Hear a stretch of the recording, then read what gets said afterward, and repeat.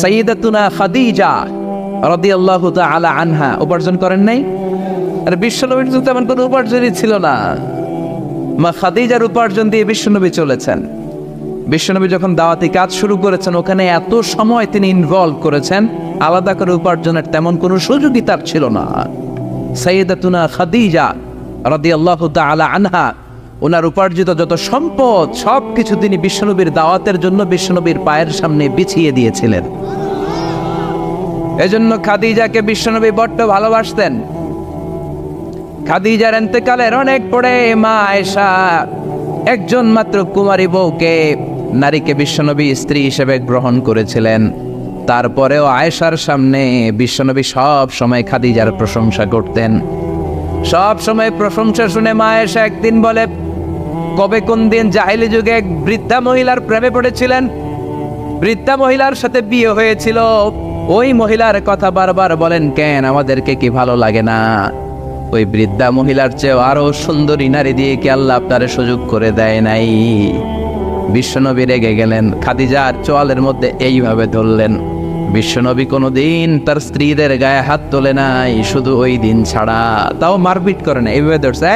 কি বললা, কি বলতো তুমি? বুড়ি বলছো খাদিজারে? না না, খাদিজার চেয়ে শ্রেষ্ঠ স্ত্রী আমি পাই নাই। আল্লাহু আকবার। রুজিকতু হুব্বাহা, জান্নাত থেকে খাদিজার জন্য ভালোবাসা আমার কলিজায় ঢুকিয়ে দিয়েছে কে? বিশ্বনবী সব সময় খাদিজার জন্য দোয়া করে আল্লাহর কাছে বলতেন, মাবুদ রে, ওই কঠিন কিয়ামতের দিন, যেদিন বন্ধু বন্ধুরে চিনবে না, বাবা তার ছেলেরে চিনবে না, মা তার মেয়েরে চিনবে না, পীর সাহেব মুরিদরে চিনবে না, মুরিদ পীর সাহেবরে চিনবে না, ওই কঠিন দিনে আমি যেন আমার খাদিজারে ভুলে না যাই গো আল্লাহ। ওই কঠিন দিনে আমি যেন খাদিজারে ভুলে না যাই। সাইয়্যিদাতুনা খাদিজা ইন্তেকাল করলেন। মক্কায় যারা গিয়েছেন, জাবালে হাজুন, শারে আল হাজুনের পাশে জাবালে হাজুন মাকবারায়ে মা'লা, যেটার সবাই ডাকে মুআল্লা, মুআল্লা কবরস্থান, বাঙালিরা বলে জান্নাতুল মুআল্লা। কি কয়?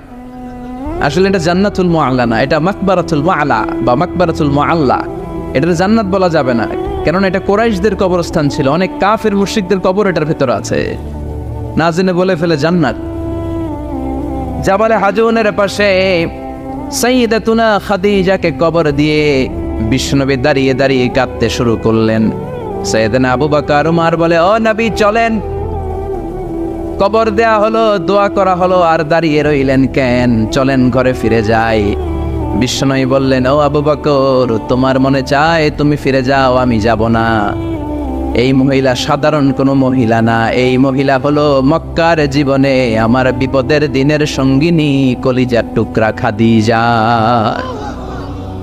কখনো আমারে ভুলে নাই, কখনো আমার ছাড়া খায় নাই, সব সময় আমার শেল্টার দিয়েছে, আমার মাথার উপরে ছাতার মতো সব সময় আমাকে আগলে রেখেছে। আমি দাঁড়িয়ে থাকবো, দেখি মুনকার নাকির খাদিজাকে কি প্রশ্ন করে। খাদিজার কবরের 3টা প্রশ্নের জবাব আমি নিজে দিয়ে তারপরে ঘরে ফিরে যাব রে আবু বকর। সাইয়েদনা আবু বকর কাঁদতে শুরু করলেন। সাইয়েদনা জিবরাইল চলে আসলেন, ডেকে বললেন, ও নবী, আপনার কলিজার টুকরা খাদিজাকে রেখেছেন, আপনার দায়িত্ব শেষ, বাকি দায়িত্ব কার? চলে যান, আবু বকর উমরের সাথে ঘরে ফিরে যান। প্রশ্নের 3টা জবাব আপনার দেওয়ার দরকার নাই। কোনো কারণে যদি খাদিজা উত্তর দিতে নাও পারে, আরশের উপর থেকে আল্লাহ নিজেই প্রশ্নের জবাব দিয়ে দিবে। পাগল পাড়া ছিলেন বিশ্বনবী খাদিজার জন্য। এজন্য খাদিজার মতো নারী, বোন, মা আমাদের ঘরে থাক, আমরা চাই কি চাই না? যদি চাই তাহলে এই প্রতিষ্ঠানগুলোতে আমাদের মেয়েদেরকে পাঠাতে হবে। পাঠাতে রাজি আছেন তো?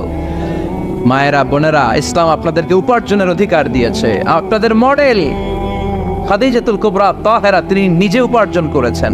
She was a business magnate, very famous business magnate in Makkah city. Mecca শহরের সবচাইতে সম্ভ্রান্ত বড় ব্যবসায়ী ছিলেন তিনি। এমনকি বিয়ের আগে বিশ্ব ইসলাম নিজে ওনার কর্মচারী হয়ে, ওনার স্টাফ হয়ে, ওনার কোম্পানির স্টাফ হয়ে জব করেছেন। সুবহানাল্লাহ পড়বেন না? তার মানে ইসলাম নারীকে ইবাদতের অধিকার দিয়েছে, ইসলাম নারীকে উপার্জনের অধিকার দিয়েছে, ইসলাম নারীকে ভালোবাসা, ভালো আচরণ পাওয়ার অধিকার দিয়েছে। সুবহানাল্লাহ। ইসলাম বাবাকে বলেছে মেয়ের সাথে ভালো আচরণ করো, স্বামীকে বলেছে ভালো আচরণ করো, ভাইকে বলেছে ভালো আচরণ করো, তাদেরকে ভালো আচরণ পাওয়ার অধিকার দিয়েছে কে? ওয়াশিরুহুন্না বিল মা'রুফ, ভালো আচরণ করো। বাবাকে বলেছে ভালো আচরণ করো, জান্নাতকে গ্যারান্টি দিয়ে দিবে কে? স্বামীকে বলেছে ভালো আচরণ করো, স্ত্রী তোমার জন্য জান্নাত হয়ে যাবে। ভাইকে বলেছে ভালো আচরণ করো, জান্নাতের দরজা খুলে দিবে কে?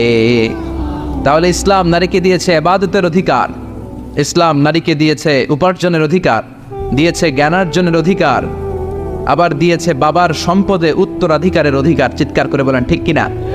ইউসিকুমুল্লাহু ফি আওলাদিকুম লিয-যাকারি মিসলু হাযযিল উনসায়াইন। আল্লাহ ভার্ডিক্ট জারি করে দিলেন, খবরদার সম্পদের যখন বন্টন হবে, দুনিয়ার প্রতিটি বাবাকে আল্লাহ বললেন, ও দুনিয়ার বাবারা খবরদার, তোমাদের ছেলেদেরকে যতটুকু সম্পদ বুঝিয়ে দিবা তার অর্ধেক তোমার মেয়েদের হাতে পৌঁছে দিতে হবে। ঠিক কিনা? ছেলেদেরকে যদি 2 লাখ টাকা দেয়, মেয়েকে কয় লাখ? ছেলেকে 2টা ফ্ল্যাট দিলে মেয়েকে, কথা বুঝতে পেরেছেন? এরকম দেন তো আপনারা, না দোয়া করে দেন? কয় মা তোর বাইরে সব দিলাম, তোর লেগে দোয়া করে দিলাম। আছে না নাই? এরকম ডাকাইতে এলাকায় নাই? হ্যাঁ, এখানেও আছে।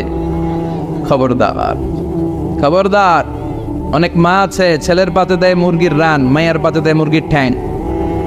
আছে না নাই? দেখবেন ওই মা বাবার শেষ জীবন ছেলের বাড়িতে কাটে না, মেয়ের বাড়িতে কাটে। আছে না নাই? The nature has its own return.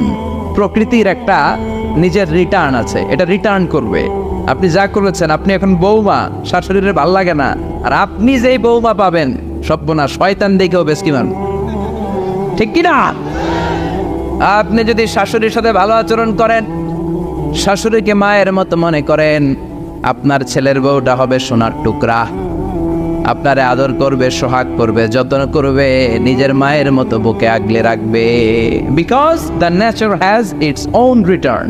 প্রকৃতির একটা খেলা আছে, আল্লাহ তো খেলেই, প্রকৃতিরও একটা খেলা আছে, টিট ফর ট্যাট। আপনি যেমনটি করবেন ঠিক তেমনটি পাবেন। ঠিক কিনা? এজন্য নারীদেরকে যেন আমরা অধিকার থেকে বঞ্চিত না করি। নারীরা যদি শিক্ষিত হয়, ভালো থাকবে বাংলাদেশ। একমত? একমত সবাই? এই জন্য নারীদেরকে আমরা সুশিক্ষায়, ইসলামী শিক্ষায় শিক্ষিত করবো ইনশাআল্লাহ। পড়েন, আমাদের ছেলে মেয়েদেরকে এই প্রতিষ্ঠানে দিব। রাজি আছেন তো? সবাই রাজি? রাজি নাই কে কে? হাত তোলেন। সবাই রাজি আছেন? আল্লাহ বোঝার তৌফিক দান করুক, আমরা পড়ি আমিন। আপনাদের কষ্ট হচ্ছে না তো? অনেক রাত হয়ে যাচ্ছে না তো? আমি আপনাদের খেদমতে ছোট্ট একটা আয়াত তেলাওয়াত করেছি। আসুন এই আয়াতের আলোকে কিছু কথা আমরা শুনবার চেষ্টা করি। এই আয়াতে আল্লাহ তাআলা বিশ্বনবীর সিগনিফিক্যান্স, ওনার ইম্পর্টেন্স, ওনার স্টেটাস আমাদের কাছে বর্ণনা করেছেন। রব্বুল আলামিন ইরশাদ করছেন, ওয়ামা আরসালনাকা ইল্লা রাহমাতাল লিল আলামিন। মুখস্থ আছে না সবার? পড়েন, ওয়ামা আরসালনাকা ইল্লা রাহমাতাল লিল আলামিন। I have sent you as a mercy, as a rahmah, as a blessings for the whole world. Allahu Akbar. আল্লাহ বলেন, ও নবী, আমি আপনাকে গোটা বিশ্বের জন্য রহমত করে, বরকত করে, মার্সি করে, ব্লেসিংস করে পাঠিয়েছি। আপনি শুধু মুমিনদের জন্য রহমত না, আপনি শুধু মুত্তাকিদের রহমত না, আপনি শুধু মুসলমানদের জন্য রহমত না, আপনি শুধু আপনার পুরুষ উম্মতের জন্য রহমত না, শুধু জিনদের জন্য না, শুধু ফেরেশতাদের জন্য না, শুধু প্রাণীকুলের জন্য না। ওয়ামা আরসালনাকা ইল্লা রাহমাতাল লিল আলামিন। I have sent you as a mercy, as a rahmah, as a barakah for the entire world, for the entire universe. গোটা বিশ্বের জন্য আপনি রহমত, মানুষের জন্য রহমত, মানবের জন্য রহমত, দানবের জন্য রহমত, প্রাণীর জন্য রহমত, সবার জন্য বিশ্বনবীকে রহমত করে পাঠালো কে? বিশ্বনবীর সামনে দিয়ে কোনো ছোট বাচ্চা যেতে পারতো না, বিশ্বনবী হাত বুলিয়ে দিতেন মাথার উপর। আল্লাহু আকবার।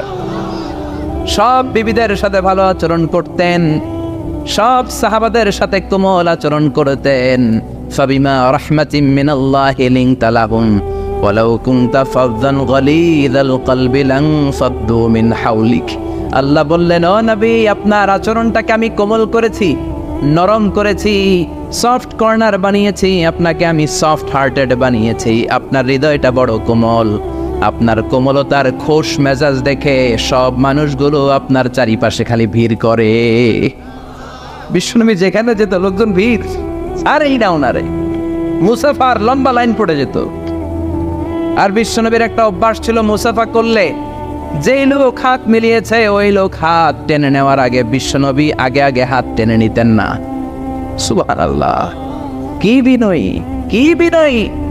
আমরা তো কত মানুষের সাথে মুসাফা করি, ধরার সাথে সাথে হাত টেনে নেই, কারণ আরো 10 জন দাঁড়ায় আছে, ওই চিন্তা করি। বিশ্বনবী কি রহমতের নবী, কি সফট হার্টের, কি কোমল হৃদয়ের, কি খুশমেজাজওয়ালা। যিনি মুসাফা করতেন ওই লোক না ছাড়লে নবীও ছাড়ে না। আল্লাহু আকবার। এজন্য আল্লাহ বললেন, নবী সবার জন্য রহমত। ছোট্ট বাচ্চাকে আপনি আদর করেন, বাচ্চা পেলে মাথার মধ্যে হাত বুলিয়ে দেন, স্ত্রীদের সাথে খুনসুটি করেন, সাহাবাদের সাথেও খেলাধুলা করেন। সবার জন্য আপনি রহমত। ছোট্ট ছোট্ট বাচ্চা পেলে বিশ্বনবী খেলাধুলা করতেন। বিশ্বনবীর কলিজার টুকরা হাসান আর হুসাইন, বিশ্বনবীর রাইহানাতাইন সুগন্ধি। বিশ্বনবী বলতেন, এই দুইটা ছেলে সাইয়্যিদা শাবাবিল জান্নাহ, জান্নাতে যত যুবকরা প্রবেশ করবে তাদের সর্দার হবে আমার নাতি হাসান আর হুসাইন। ছোট্ট হাসানকে যখন তিনি কোলে নিতেন, হুসাইন কান্না জুড়ে দিত। হুসাইনকে কোলে নিলে হাসান কান্না জুড়ে দিত। বিশ্বনবী নামাজের সেজদায় গেলে দুই ভাই বিশ্বনবীর কাঁধে চেপে বসতো। আবার হাসান বলতো, নবী আপনি আমার ঘোড়া, আমি আপনার বাদশাহ, আমি আপনার কাঁধে চড়বো। বিশ্বনবী লম্বা চুল রাখতেন, বিশ্বনবীর চুলগুলো ধরে ধরে এরকম টেনে টেনে ঘোড়া ঘোড়া খেলতেন। আল্লাহু আকবার, কি ভালোবাসা ছিল! রাহমাতাল লিল আলামিন, গোটা বিশ্বের জন্য রহমত, সবার জন্য রহমত। খোশ মেজাজের ছিল। খোশ মেজাজের থাকতে রাজি আছেন তো, না খিটখিটে মেজাজের থাকবেন? হ্যাঁ, অনেক আছে খিটখিটে মেজাজের, হাসি নাই, ভালো কথা নাই, এরকম আছে না নাই?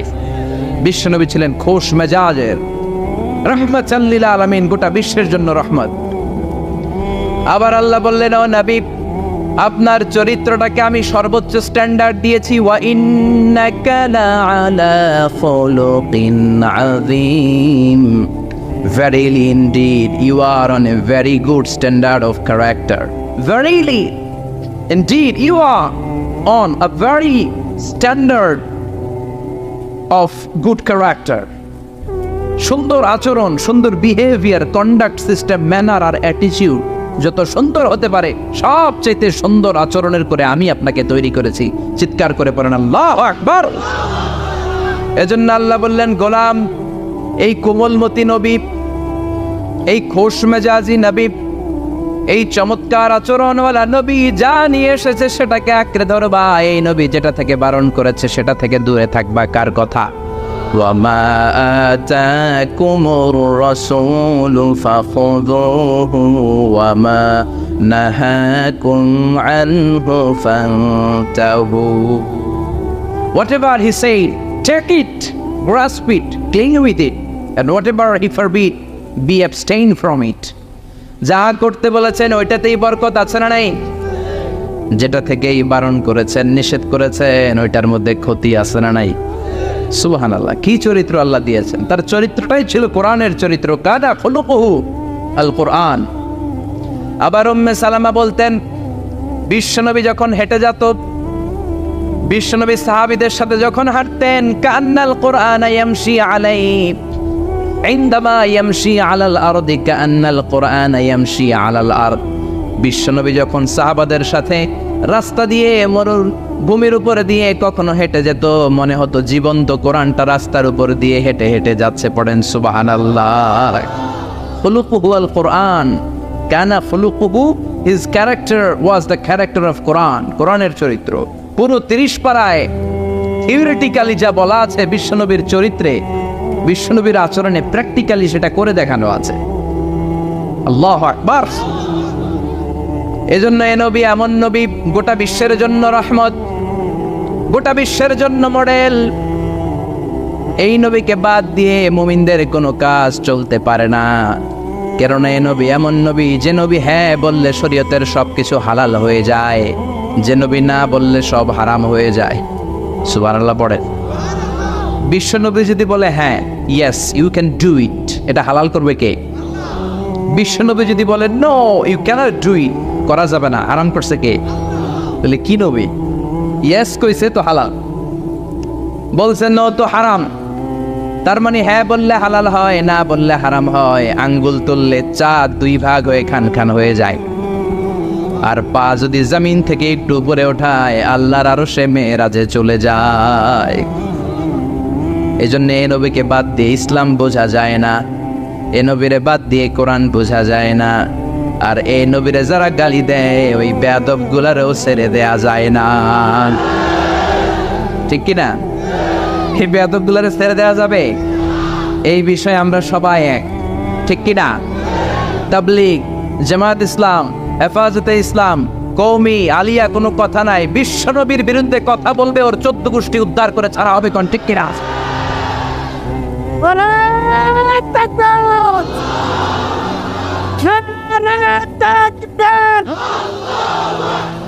আমার নেতা তোমার নেতা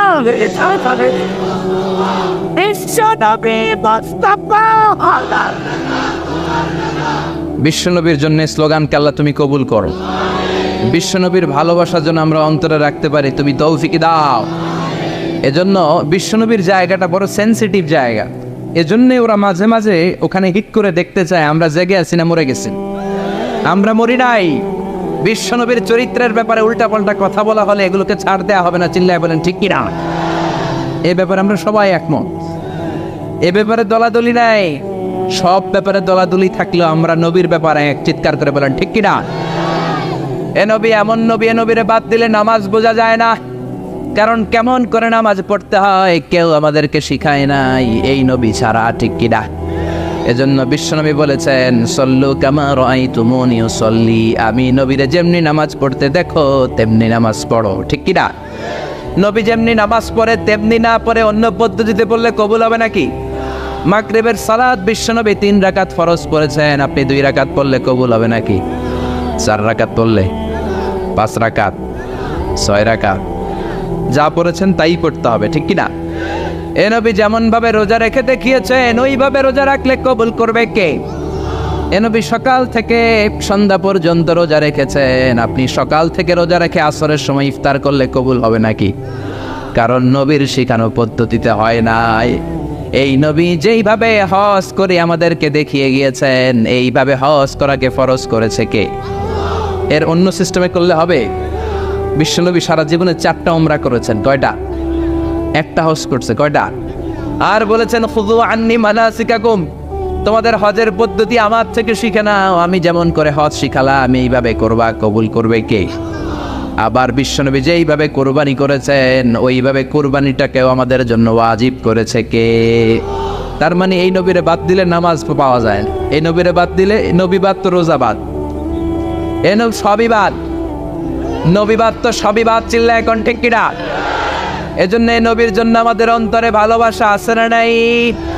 আল্লাহকে যে পাইতে চায় হাজরাতের অনুসরণে, আরশ কুরসি লৌহ কালাম না পাইত না চাইতে পেয়েছে সে, হাজরাতের অনুসরণে আরশ কুরসি লৌহ কালাম না চাইতে পেয়েছে সে।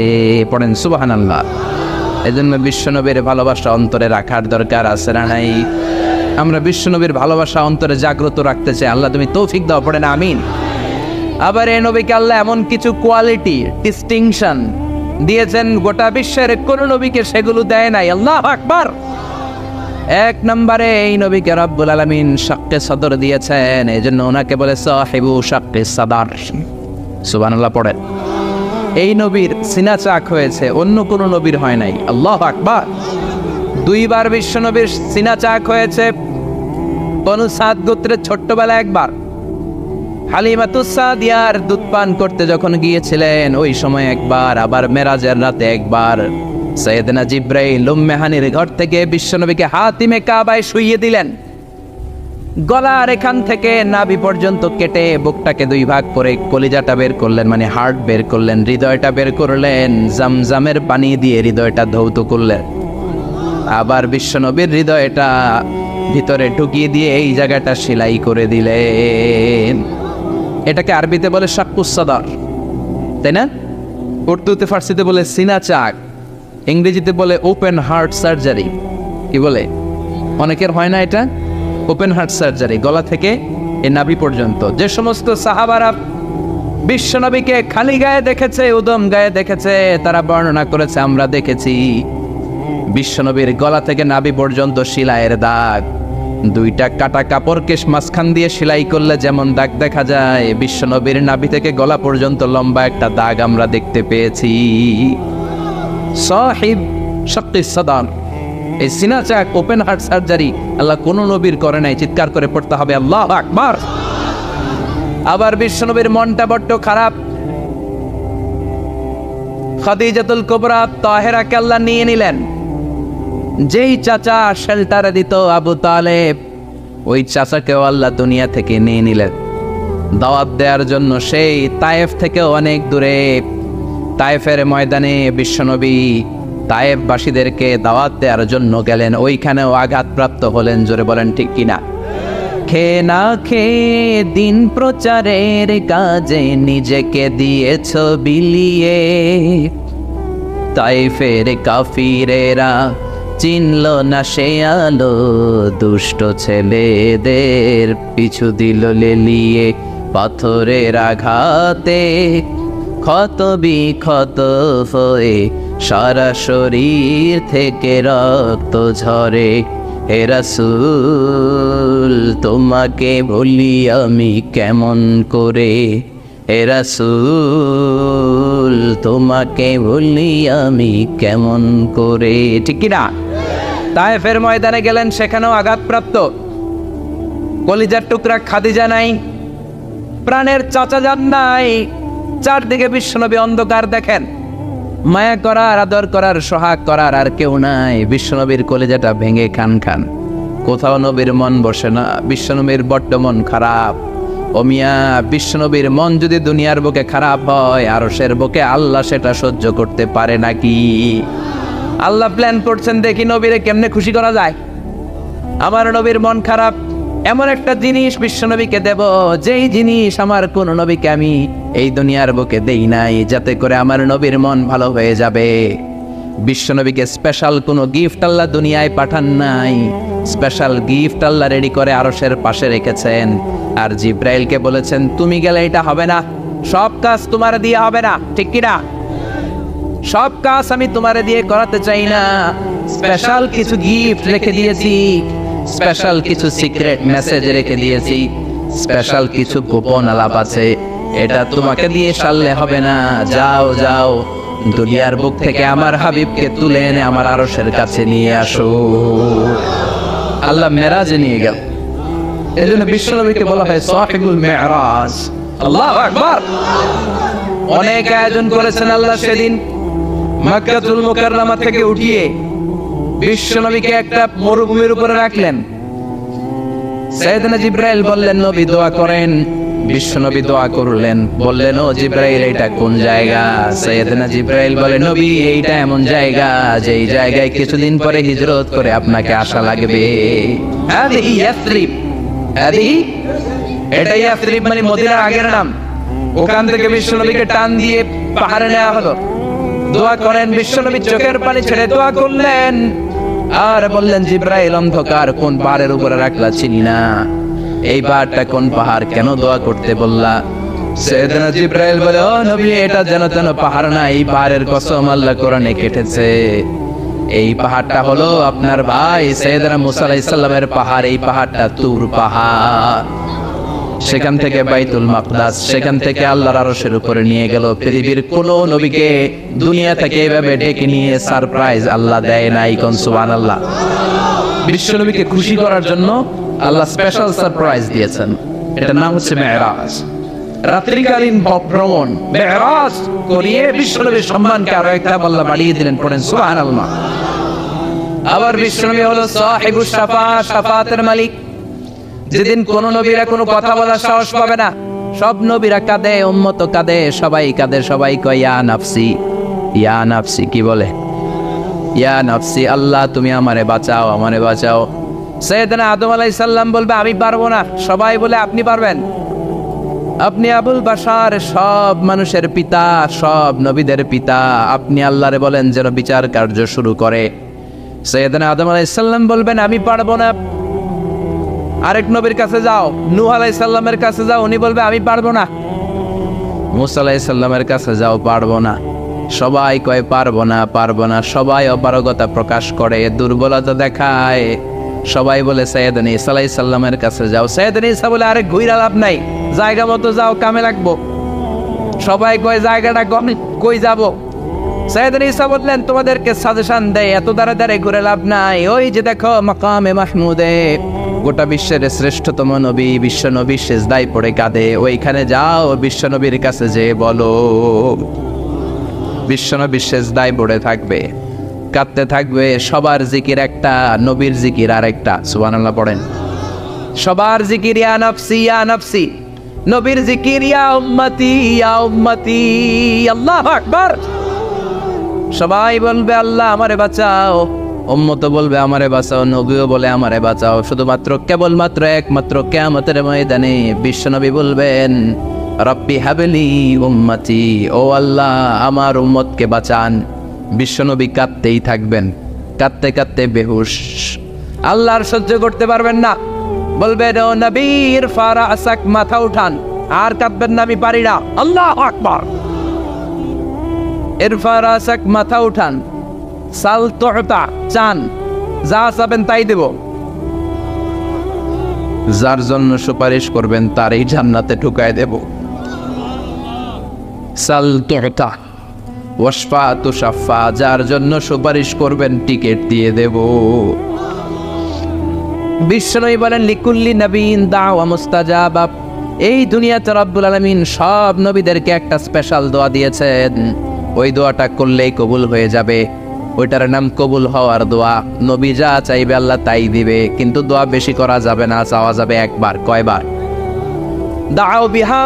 দুনিয়ার বুকে সব নবীরা ওই দোয়াটা করে ফেলেছে, স্পেশাল দাওয়া মুস্তাজাবা, চাইলেই কবুল। কেউ এটা রেখে দেয় নাই, দুনিয়ার বুকে সব নবীরা ওই দোয়াটা করেছে। ওয়া ইন্নী আফতাবিউ দাওয়াতি শাফাআতান লি উম্মতি ইয়াউমাল কিয়ামা। আমার ওই দোয়াটা আমি দুনিয়ায় করি নাই, আমি বিপদে পড়েছি করি নাই, তায়েফের ময়দানে মার খেয়েছি করি নাই, উহুদের ময়দানে দাঁত ভেঙে টকটকে রক্ত উহুদের ময়দানকে লাল করে দিয়েছে করি নাই, ক্ষুধার জ্বালায় বেহুশ হয়ে পড়ে থাকতাম করি নাই, কোনো বিপদের দিন ওই দোয়া করি নাই। আজকে কিয়ামতের কঠিন মুসিবতের কালে আমার গুনাহগার উম্মতদেরকে শাফাত করে করে জান্নাতে ঢুকানোর জন্য দোয়াটা রেখে দিয়েছি। এই জন্যই নবীরে বলে সাহিবুশ শাফাআ। কোন নবী শাফাত করতে পারবে না বিশ্ব নবী ছাড়া। পড়েন সুবহানাল্লাহ। আবার এই নবীকে বলা হয় সাহিব মাকাম আল মাহমুদ। এই নবীকে আল্লাহ ওয়াসিলা দিবেন, আতি মুহাম্মাদিল ওয়াসিলাতা ওয়াল ফাদিলা ওয়াবআসু মাকামান মাহমুদা আল্লাযী ওয়া'আদতাহু ইয়া রাব। ও আল্লাহ, নবীকে আপনি মাকামে মাহমুদ দিবেন। মাকামে মাহমুদ এটা কোন জায়গা? কেউ বলে জান্নাতের জায়গা, কেউ বলে কিয়ামতের ময়দানে স্পেশাল জায়গা, কেউ বলে না জান্নাতেও না কিয়ামতেও না, আল্লাহর আরশের পাশে আসল জায়গা। আল্লাহর আরশের পাশে একটা বিশেষ জায়গায় আল্লাহ রাব্বুল আলামিন বিশ্বনবীকে বসার স্থান করে দিবেন। চিৎকার করে পড়েন সুবহানাল্লাহ। আবার বিশ্বনবী বলতেন নুসিরতু বির-রু'বি মাসিরাতা শাহর। আল্লাহ আমাকে ভয় দিয়ে সাহায্য করেছেন। আমি যেই জায়গায় দাঁড়িয়ে থাকি ওই জায়গার ডানে বায়ে সামনে পেছনে চারিদিকে 1 মাসের রাস্তা পর্যন্ত, 1 মাসের দূরত্ব পর্যন্ত এই জায়গার মধ্যে যদি কোনো কাফেরের আন্ডা বাচ্চা দাঁড়িয়ে থাকে, আমি বিশ্বনবীর জন্য ওর অন্তরের মধ্যে ভয় আর ধুকধুকানি তৈরি করে দেয় কে? ওনারে আমি ভয় পাই, তো দেখলেই না ভয় পাম। উনি যদি 1 মাসের দূরত্বে থাকে কিসের ভয়? আমি তো এখান থেকে লাফাইতে পারি, ঠিক কিনা? কিন্তু বিশ্বনবীর ঘটনা আলাদা। বিশ্বনবীর শত্রুরা 1 মাসের দূরত্বে থাকার পরেও বিশ্বনবীর ভয়ে ডায়রিয়া হয়ে যেত। সুবহানাল্লাহ পড়েন। এই ক্ষমতা আল্লাহ অন্য কোন নবীরে দেন নাই। আল্লাহু আকবার। আবার বিশ্বনবী বলতেন, জুইলাত লিয়াল আরদু কুল্লুহা মসজিদান ওয়া তাহুরা।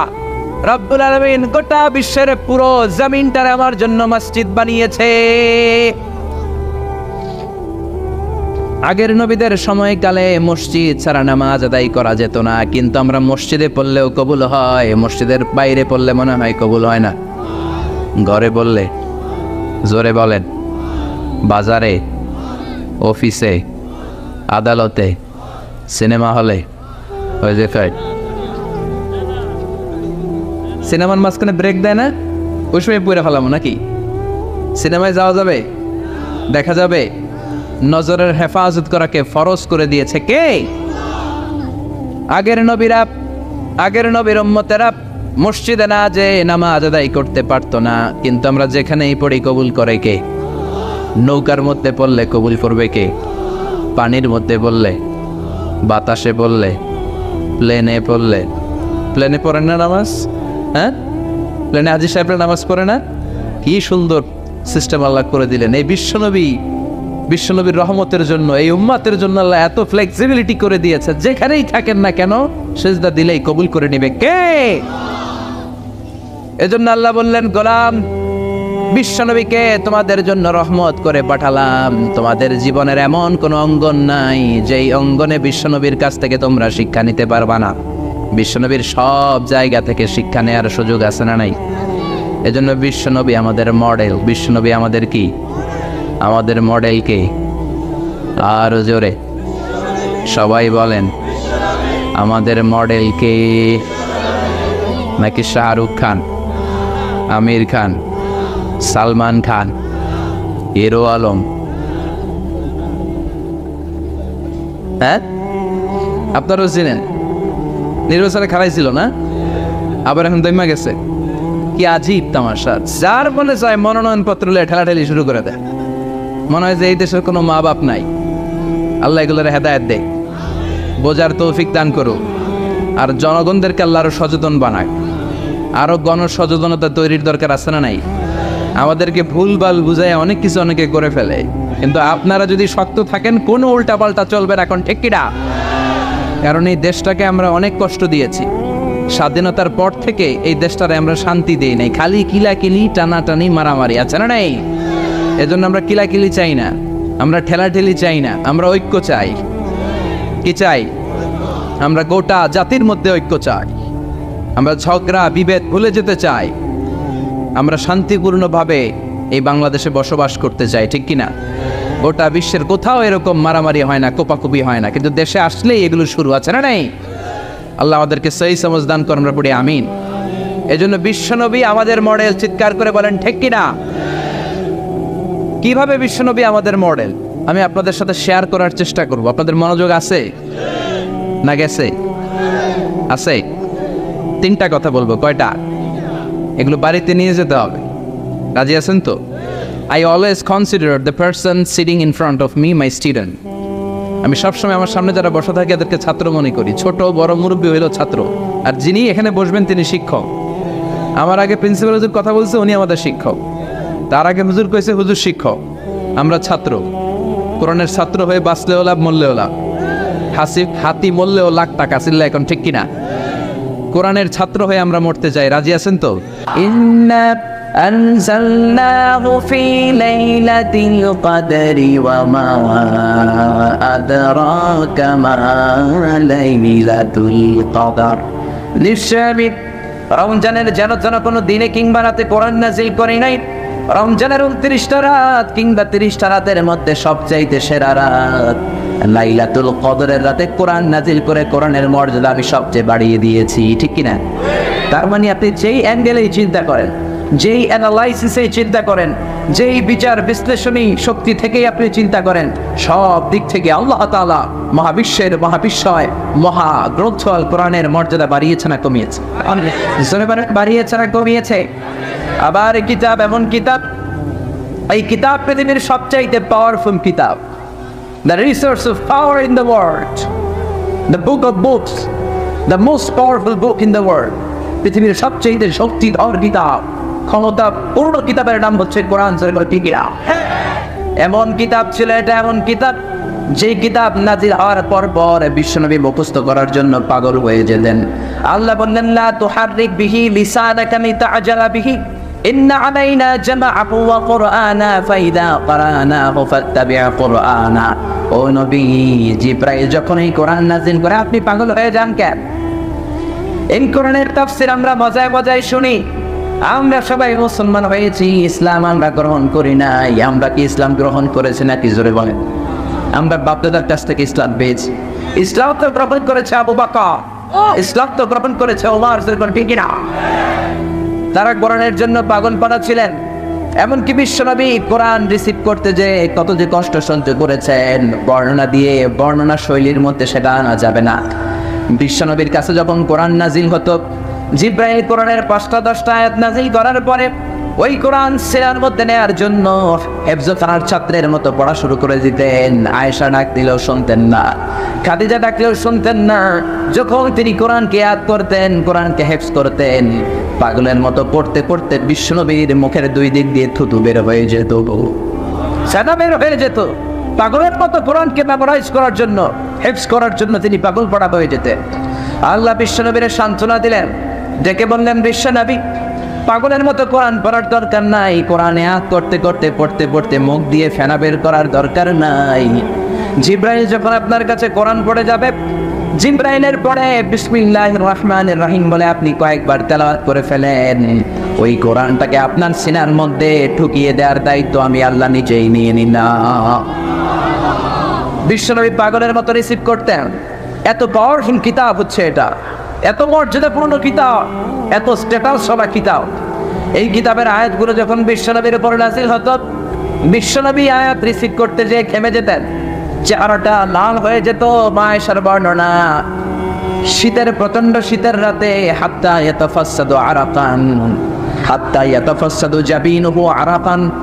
শীতের রাতে, প্রচন্ড শীতের রাতে কোরআন যখন বিশ্বনবী রিসিভ করতে যেতেন, কোরআনের ভারে, কোরআনের পাওয়ারে বিশ্বনবী শীতের রাতেও ঘেমে ঘেমে একাকার হয়ে যেতেন। প্রচন্ড মাসের শীত, শীতের চোটে মানুষ কম্বল গায়ে দেয়, চাদর গায়ে দেয়। ওই রাতে যখন বিশ্বনবী কোরআনকে জিবরাইল থেকে রিসিভ করতেন, কোরআনের ভারে, কোরআনের পাওয়ারে বিশ্বনবী ঘেমে ঘেমে দাড়িগুলো বেয়ে বেয়ে, চিবুক বেয়ে বেয়ে ঘাম ছড়তে শুরু করতো, চিৎকার করে পড়েন আল্লাহু আকবার। আবার বিশ্বনবী যখন ঘোড়ার উপরে ছিলেন, ওটের উপরে বসে থাকতেন। ওই অবস্থায় যখন কোরআন নাজিল হতো, কোরআনের পানে বিশ্বনবীর ঘোড়াগুলো জামিনের মধ্যে বসে যেত। পড়েন সুবহানাল্লাহ। বিশ্বনবী আব্বা আর কসওয়া নামে 2টা ওট ব্যবহার করতেন। একটার নাম হচ্ছে আব্বা কিনা, আরেকটার নাম কসওয়া কিনা। এই কসওয়ার উপর থাকা অবস্থায় অনেক কোরআনের আয়াত বিশ্বনবী রিসিভ করেছেন। উটের উপরে বসে থাকা অবস্থায় বিশ্বনবীর উপর যখন কোরআন নাজিল হতো, বিশ্বনবী সহ্য করতে পারতেন। বিশ্বনবীকে রব্বুল আলামিন ওই সহ্য ক্ষমতা দিয়ে দুনিয়ায় পাঠিয়েছেন, কিন্তু ঘোড়ার তো এই ক্ষমতা নাই, উটের গায়ে তো অত শক্তি নাই। বিশ্বনবী সহ্য করতে পারতেন, ঘোড়া সহ্য করতে পারে নাই, উটগুলো সহ্য করতে পারে নাই। ঘোড়ার উপরে, উটের উপরে বসা অবস্থায় কোরআন নাজিল হলে মুহূর্তের মধ্যে ঘোড়াগুলো, উটগুলো জামিনের মধ্যে বসে যেত। আবার মাঝে মাঝে আদর করে বিশ্বনবী কিছু প্রিয় সাহাবীদের পায়ের মধ্যে মাথা রেখে ঘুমাতেন। সুবহানাল্লাহ পড়বেন না? সুবহানাল্লাহ। আবু বকরকে এত ভালোবাসতেন, বিশ্বনবীর হিজরতের সাথী আবু বকরের রানের মধ্যে মাথা রেখে বিশ্বনবী অনেকবারে ঘুমিয়েছেন। যায়েদ ইবনে সাবিতের পায়ের মধ্যে, রানের মধ্যে মাথা রেখে বিশ্বনবী ঘুমিয়েছেন। আবু বকর বলে, আমার পায়ের মধ্যে মাথা রেখে বিশ্বনবী ঘুমিয়েছেন। ঘুম থেকে তিনি উঠলেন, হঠাৎ দেখি বিশ্বনবীর মাথাটা 10 গুণ বেশি ওজনওয়ালা হয়ে গেল। বিশ্বনবী আমার সাথে কথা বলেন না, মৌমাছির ভনভন ভনভন শব্দের মতো আওয়াজ পেলাম। আমি আবু বকরের বসতে আর দেরি হইল না, মুহূর্তের মধ্যে কোরআনের আয়াত বিশ্বনবীর অন্তরের মধ্যে নাজিল করছে কে? কোরআনের পায়ে মাথা রেখে যখন বিশ্বনবী ঘুমাতেন, শুয়ে থাকতেন, ওই মুহূর্তে কোরআনের আয়াত নাজিল হলে আবু বকরের মনে হতো বিশ্বনবীর মাথার ভারে ওনার পাটা মনে হয় ফেটে চুরমার হয়ে যাবে। চিৎকার করে বলেন আল্লাহু আকবার। বিশ্বনবী কিভাবে আমাদের জন্য মডেল, সে আলোকে আমি 3টি কথা বলবো। চিৎকার করে বলেন কয়টি? প্রথমত আমরা শুনবো বিশ্বনবী সাল্লাল্লাহু আলাইহি ইসলামের দৈহিক গুণাবলী কি ছিল, গঠনগত গুণাবলী কি ছিল। তারপরে শুনবো বিশ্বনবী সাল্লাল্লাহু আলাইহি ইসলামের আচরণ কেমন ছিল, বিহেভিয়ার। প্রথমে শুনবো ফিজিক্যাল ক্যারেক্টারিস্টিক্স, 2 নম্বরে শুনবো বিহেভিয়ারিয়াল ক্যারেক্টারিস্টিক্স, 3 নম্বরে শুনবো ইন্টেলেকচুয়াল ক্যারেক্টারিস্টিক্স। প্রথমে শুনবো আমার নবী দেখতে কেমন ছিল, তারপরে শুনবো বিশ্বনবীর আচরণ কেমন ছিল, এরপরে শুনবো আমার নবীর ইন্টেলেক্ট, ওনার বুদ্ধিবৃত্তিক গুণাবলী কেমন ছিল। শুনতে রাজি? কষ্ট হচ্ছে না তো? আমি তো ভাবছি ঝিমাই যাইব, এমনি আরো জায়গা ওঠে। শুনতে রাজি আছেন? ঠিক আছে। বিশ্বনবী সাল্লাল্লাহু আলাইহি ইসলাম অনেক সুঠামও ছিলেন, অনেক শক্তিশালী ছিলেন। আমরা 6 প্যাক বলি না? কয় প্যাক? ওই কয় 6 প্যাক। তোমার কয় প্যাক? 6 প্যাক। এখন ছেলেপেলেরা জিমনেশিয়ামে যায়, তাই না? ডায়েট করে, দে আর অন ডায়েট, ভেজিটেবলস আইটেমস খায় বেশি, এক্সারসাইজ করে টু মেক এ 6 প্যাক।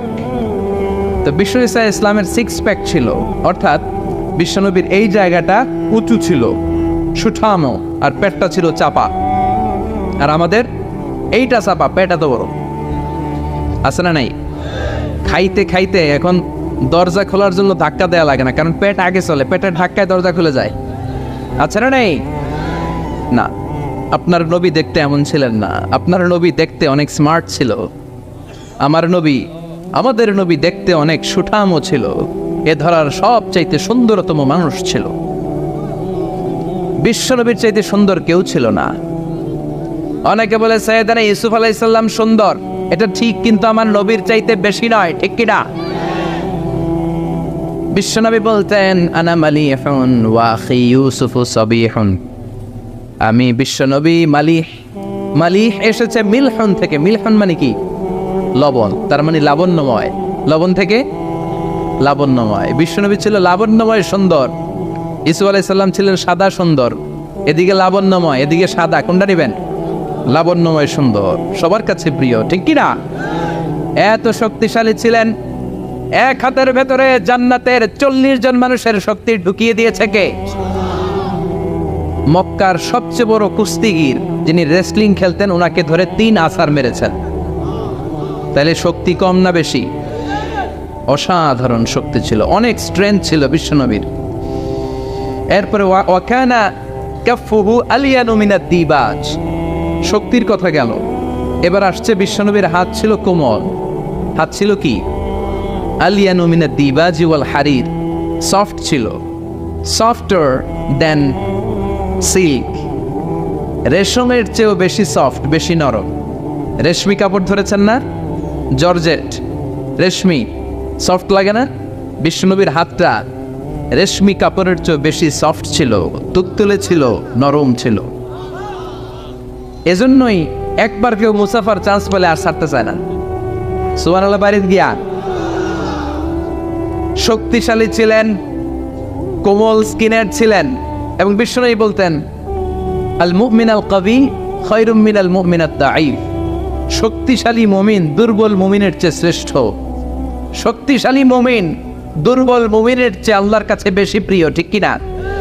কারণ দুর্বল মুমিন খালি তাকবীর দিয়ে দাঁড়ায় থাকবে, বোমা ফাটলে দিবে দৌড়। আছে না নাই? সবল মুমিনগুলো সীসা ঢালা প্রাচীরের মতো পায়ের সাথে পা লাগিয়ে, হাতের সাথে হাত লাগিয়ে দাঁড়াবে। পেছন থেকে কেউ যদি নেতারে মারতে আসে, ওদেরকে মেরে নেতা পর্যন্ত পৌঁছতে পৌঁছতে 1 ঘন্টা লেগে যাবে, ঠিক কি না? এজন্য সুঠাম ও দেহি হওয়া এটা সুন্নাত। ডায়েট করা, খাবার দাবার বুঝে শুনে খাওয়া, শরীরটাকে ফিট রাখা, অলওয়েজ কিপ ফিট। ফিট থাকার চেষ্টা করবেন, এটা কিন্তু সুন্নাহ, বিশ্বনবী শিখিয়েছেন। সুবহানাল্লাহ পড়ে। তাহলে স্কিন কেমন ছিল জানলাম, রেশমের চেয়েও সফট। আর শক্তি কম না বেশি? এরপরে ওয়াকানা রাবাআতাম মিনাল কওম, মাঝারি আকৃতির লোক ছিলেন। লাইসা বিতাবিল ওয়ালা বিল কাসীর, খুব বেশি লম্বাও ছিলেন না, আবার খুব বেশি খাটোও ছিলেন না, মাঝামাঝি আকৃতির ছিলেন। পড়েন সুবহানাল্লাহ। খুব বেশি লম্বা হলে দেখতে সুন্দর লাগে না, ঠিক কিনা? খুব লম্বা এমনি তাকানো লাগে, টুপি পরে যায়, ঠিক কিনা? আর খাটো হইলে নিচের দিকে তাকায় থাকা লাগে। মাঝামাঝি আকৃতির ছিলেন। সুবহানাল্লাহ। আল্লাহ বলেন, এত মহিমান্বিত কোরআন তোমাদের উপরে নাযিল করেছি। এই কোরআনকে যদি আমি পাহাড়ের উপরে নাযিল করতাম, বড় বড় মাউন্টেন্স এর উপরে নাযিল করতাম, পাহাড়গুলো ভেঙে মুহূর্তের মধ্যে তুলার মতো উড়ে উড়ে যেত, ঠিক কিনা? ঠিক কিনা? আল্লাহ বললেন, লাউ আনসালনা هذا القرآن على جبل لرأيته خاشعا متصدعا من خشية الله وتلك الأمثال نضربها للناس لعلهم يتفكرون. পড়েন আল্লাহু আকবার। এই কোরআনকে আমি পাহাড়ের উপরে দেই নাই, সাগরের উপরে দেই নাই, কোরআনকে আমি কোনো কিছুর উপর নাজিল করি নাই। কারণ পাহাড়ের উপর কোরআন নাজিল করলে পাহাড়টারে চুরমার করে দিত কে? মুহূর্তে পাহাড় চুরমার হয়ে যেত। মুসা আলাইহিস সালামের উপর যে কিতাবটা নাজিল হয়েছে, কিতাবটার নাম কি? সবাই বলেন, আর জোরে বলেন কি নাম? এটা ইব্রানি ভাষায় লেখা ছিল, হিব্রু স্ক্রিপচার। রব্বুল আলামিন তাওরাতকে কাঠের মধ্যে লেখেন। তাওরাতের বিশেষ বৈশিষ্ট্য হলো রব্বুল আলামিন নিজ হাতে তাওরাত লিখে সাইয়েদনা মুসার উপরে নাজিল করেছেন। পড়েন সুবহান। কাঠের বড় বড় তক্তার উপরে তাওরাত কিতাব লিখে রব্বুল আলামিন তুর পাহাড়ে সাইয়েদনা মুসা আলাইহিস সালামকে ডেকে পাঠালেন। ডেকে বললেন, মুসা, এই যে তাওরাতের কিতাব আমি কাঠের ফলকে লিখে দিলাম, এর মধ্যে তোমাদের জন্য হেদায়েত আছে, বনি ইসরাঈলের জন্য হেদায়েত আছে। যাও মুসা, নিয়ে যাও। কাঠের তক্তার মধ্যে লেখা তাওরাত নিয়ে বনি ইসরাঈলের কাছে দাওয়াতি কাজ শুরু করে দাও। মুসা আলাইহিস সালাম ছিলেন অনেক শক্তিশালী পুরুষ। উনি ভাবলেন, কাঠের তক্তাগুলো তো আমি একাই নিতে পারবো। উনি নেয়ার জন্য কাঠের তক্তাগুলোতে হাত দিলেন। আল্লাহরে বললেন, আল্লাহ, আপনি যেমনটা বলেছেন ঠিক তেমনটা আমি কাঠের তক্তাগুলো কাঁধে করে নিয়ে যাব। সাইয়েদনা মুসা কাঠের তক্তাগুলো ধরলেন, এক মাথা ধরে তিনি টান দিলেন, কিন্তু নাড়াতে পারেন। সুবহানাল্লাহ বলবেন না? অবাক হয়ে যায়, কিরে মনে হয় এই জায়গায় বেশি ওজন, ওই দিক দিয়ে ধরি, ওই দিক দিয়ে ধরলে নাড়ানো যাবে। কাঠের তক্তার এই মাথা রেখে দিয়ে তাওরাত কিতাবের কাঠের তক্তার ওই মাথা দিয়ে ধরলেন। এবার ওই মাথা দিয়ে ধরেও কাঠের তক্তা নাড়ায়, কিন্তু তক্তা নড়ে না। বলেন সুবহানাল্লাহ। এবার ভাবলেন মাঝখান থেকে ট্রাই করলে মনে হয় উঠানো যাবে। এবার তিনি মাঝখানে কাঠের ফলকে লেখা, তক্তার মধ্যে লেখা তাওরাত কিতাবের কাঠের তক্তার মাঝখান দিয়ে দুই হাত দিয়ে ধরলেন, কিন্তু তক্তা নড়ে না। আল্লাহু আকবার। কিয়া দীপ্তমশা বড় বড় কাঠের তক্তা সাইয়েদনা মুসা এক হাতে নিয়ে নেয়। মিশরের জামিনে সাইয়েদনা মুসার মতো এত শক্তিশালী পুরুষ কে দ্বিতীয়টা আছে নাকি?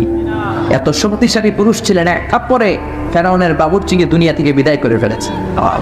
রেগে গেলে ওনার মাথার চুল টুপি ভেদ করে, পাগড়ি ভেদ করে উপরের দিকে এরকম খারাপ হয়ে দাঁড়িয়ে যেত।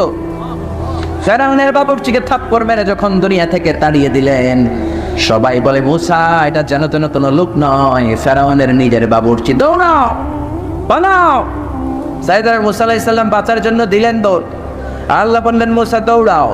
দৌড়াতে দৌড়াতে মিশরের বর্ডার শেষ করে সৌদির বর্ডারে ঢুকে গেলেন। পড়েন সুবহানাল্লাহ। ওখানে ঢুকে কিচ্ছু চিনা জায়গাটার নাম হচ্ছে মাদিয়ান। ওইটা আবার আরেক নবীর বর্ডার, শুআয়ব আলাইহিস সালামের বর্ডারে ঢুকে গেছে। জোরে পড়েন আল্লাহু আকবার। কাউরে চিনে না, পেটে প্রচন্ড ক্ষুধা। দৌড়াতে দৌড়াতে গায়ের মধ্যে শক্তি নাই, পেটে কোনো দানা পানি নাই। মাদাইন এলাকার মধ্যে ঢুকে দেখে দুইটা মেয়ে কাঁদে। কয়টা? মেয়েদেরকে জিজ্ঞেস করলো, ফামা খাতবুকুমা, কাঁদো কেন? এখানে বসে বসে গুনগুনিয়ে কাঁদো কেন? মেয়েটা বলে, তোমারে বলে না কি যাও মিয়া, আমার প্রয়োজনে আমি কাঁদি, তোমারে কেন বলবো? কেমন নবী ছিলেন, কেমন নবীর মেয়ে। পরপুরুষ দেখলে আমরা ঘেঁষিয়ে কথা বলি, কিন্তু শুআয়ব আলাইহিস সালামের মেয়ে মুসা নবীর সাথে কথা বলতে চায় নাই। সুবহানাল্লাহ। এজন্য খবরদার, মহিলা যারা আছেন, যাদের কানে আমার মাইকের আওয়াজ যায়, স্বামীর ফোন বেশি রিসিভ করার দরকার নাই। স্বামীর ফোন যদি কখনো রিসিভ করতে হয়, কেউ যদি বলে আপনার স্বামী কোথায়, বলবেন টয়লেটে আছে, কাট। এর সাথে সাথেই কাট করে দিতে হবে, লম্বা চূড়া কোনো কথা বলা যাবে না, চিল্লায় বলেন ঠিক না? স্বামী ঘরে নাই, ওনার ফোন ধরবেন না, অপরিচিত মানুষের ফোন রিসিভ করবেন না। যদি ফোন রিসিভ করাই লাগে এক শব্দে এক বাক্যে কথা শেষ করে দেন, কারণ কথার নাম লতা, কথার পিঠে কথা, জোরে কোন ঠিক? কারণ একটু একটু করে কথা বাড়বে। আপনার স্বামী কোথায়, টয়লেটে গিয়েছে, আপনি কে? আমি আপনার ভাবি। ও ভাবি, আপনি কোন এলাকার মানুষ? সময় এলাকার। আরে আমিও তো এলাকার। আপনি কোন কলেজের ছাত্রী? অমুক কলেজের। আর আমিও তো ওই কলেজের। ও ভাবি, এটা কেমন হয়েছে, ওটা কেমন হয়েছে, ঈদের ছুটি কেমন কাটালেন? ও ভাবি, 14ই ফেব্রুয়ারি আসতে আর মাত্র 7 দিন বাকি। যেরকম ঠিক কিনা? ভেজাল আছে না নাই? এভাবেই পরকীয়ার পথ, বাংলার জমিনের অনেক পুরুষেরা, মহিলারা এই ফোনের পথ ধরেই, ফোনালাপের পথ ধরেই পরকীয়ার পথটা ছিঁড়ে ফেলেছে, চিল্লা করেন ঠিক না?